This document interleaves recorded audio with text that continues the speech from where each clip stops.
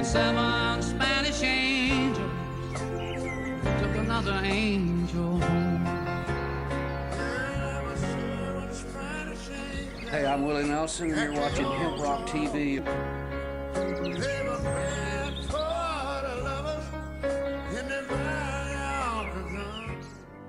We don't run, and we don't compromise, we don't quit, we never do. Hello. This is a video letter to Vice President Joe Biden, presidential candidate. Sir, I am Master Sergeant Thomas Vance. I'm a retired disabled Air Force veteran and a medical cannabis patient. I am responding to a political advertisement that says you now support decriminalization of marijuana use as opposed to full legalization to mitigate harassment suffered mostly by minorities from cannabis prohibition. Sir, this is simply a halfway answer to the problem of cannabis prohibition and will not stop the harassment. This policy would still allow law enforcement to continue to use marijuana possession and use as an excuse to harass anybody they want over it any time they want. This sort of harassment, as you know, always falls mostly on minorities and poor people. I have used cannabis to treat my post-traumatic stress disorder from child abuse for 50 years.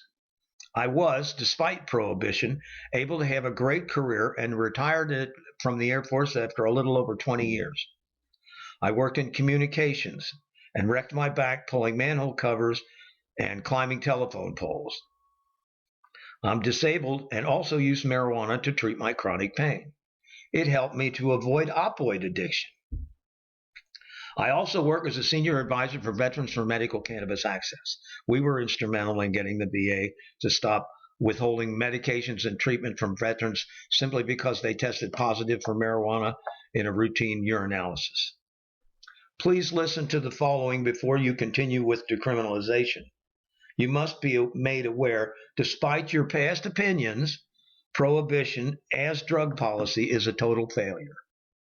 The demonization of cannabis began in California in 1913 based on prejudice against Hindus, immigrants from Southeast Asia and South Asia who used hashish. This evolved into a deliberate campaign of racially biased propaganda directed against certain segments of our nation who still struggle against this discrimination. Harry J. Anslinger, the first drug czar, said cannabis should be illegal, wait for it, because it makes black men think they're as good as white men, among other things. Prior to 1937, cannabis was one of the most used medicines in America. During the early 30s, it was demonized by the Hearst newspaper group, with stories after story in the newspaper, little Timmy killing grandma with a skillet and such. Politicians jumped on the bandwagon. Law enforcement jumped on. A lot of them were out of a job because alcohol prohibition has ended. And despite many cannabis-based medicines being approved for use, the fix was in. The Marijuana Tax Stamp Act of 1937 required one to have a tax stamp to possess marijuana. But it was a trap law, and it was finally declared unconstitutional in 1969.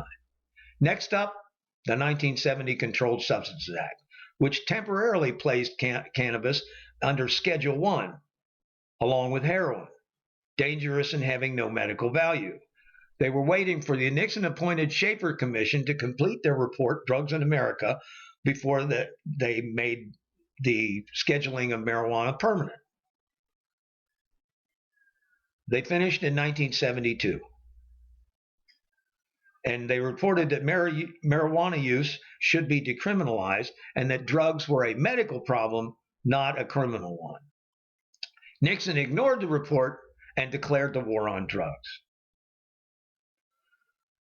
The cover story in the April 2016 edition of Harvard's magazine titled Legalize It All, with the subtitle How to Win the War on Drugs by a journalist by the name of Dan Baum, recalls an interview with President Nixon aide John Ehrlichman. Mr. Baum was asking questions about the politics behind drug prohibition, and Ehrlichman interrupted and said, "You want to know what this is all about?" He went on to say the Nixon campaign in 1968 and the Nixon White House after that had two enemies: anti-war protesters and blacks. You understand what I'm saying? We knew we couldn't make it be illegal to either be against the war or black, but by getting the public to associate the hippies with marijuana and the blacks with heroin and criminalizing both heavily, we could disrupt those communities, arrest their leaders, raid their homes, break up their meetings, and vilify them night after night on the evening news. Did we know we were lying about the drugs? Of course we did. Besides being used as a political scam, prohibition was also used as a way to harass immigrant minority populations. African Americans, as you know, are 6 times more likely to be arrested for drugs than Caucasian citizens. And the result is an overgrown prison population and arrests in the hundreds of thousands every year. Even with legalization, in many states there were over 500,000 arrests last year alone. Millions of our citizens have had their lives upended and destroyed behind the totally failed policy of drug prohibition.